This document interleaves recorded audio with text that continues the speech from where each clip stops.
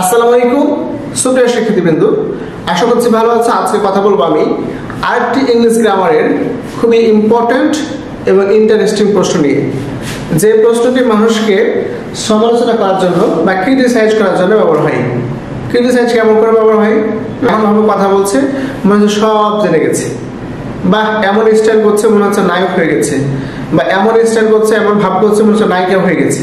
এবং সবসময় আমরা এই রুলসটির মাধ্যমে ক্রিটিসাইজ করে থাকি।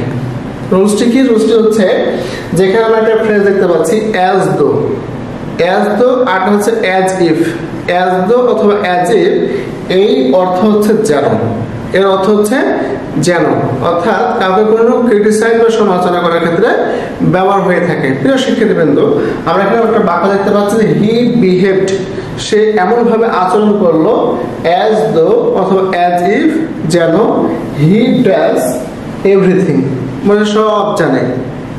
Learning is a dangerous thing, অল্প বিদ্যা ভয়ঙ্করী। এখানে আমাদের চারটি অপশন আছে। একটা আমরা দেখতে পাচ্ছি আমরা নোজ, বি নাম্বার দেখতে পাচ্ছি নিউ, সি নাম্বারে হ্যাজ ডন, আর ডি নাম্বার দেখতে পাচ্ছি প্রিয় শিক্ষার্থীবৃন্দ হ্যাড ডন। এই অপশনগুলোর উত্তর বাছাই করার আগ দিয়ে আমরা এই রুলসটি কি সেটা একটা দেখে নিই। প্রিয় শিক্ষার্থীবৃন্দ, এই একটা ফ্রেজ দেখতে পাচ্ছি অ্যাজ দো অথবা অ্যাজ ইফ। অ্যাজ দো অথবা অ্যাজ ইফ এর রুলস হচ্ছে যদি আগের অংশ প্রেজেন্টেশন থাকে তাহলে পরের অংশ হবে পাস্ট টেন্সে।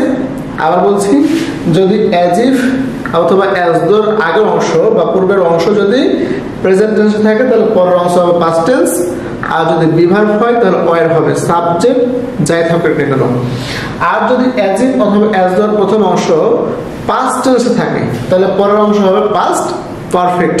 প্রিয় শিক্ষার্থীবৃন্দ, এই সেন্টেন্সে অ্যাজ দোর প্রথম অংশ আছে পাস্ট ইনডিফিনিট, তাহলে 100% অ্যান্সারটা হবে পাস্ট পারফেক্ট। অর্থাৎ আমাদের চারটা যে অপশন আছে, ডি নাম্বার যে অপশনটা আছে সেটা হচ্ছে হ্যাড ডন। আশা করছি এই রুলসটা আমরা বুঝতে পেরেছি, খুবই ইম্পর্টেন্ট। আজকে রুলসটি কি ছিল? রুলসটি হচ্ছে অ্যাজ ইফ অ্যাজ দোর ব্যবহার, অর্থাৎ কাউকে কোনো কিছু সমালোচনা করার জন্য বা ক্রিটিসাইজ করার জন্য ব্যবহার হয়। আর এটা হচ্ছে অ্যাজ ইফ অ্যাজ দোর মিনিং সবসময় প্রকাশ করবে যেন, মিনিং প্রকাশ করবে যেন।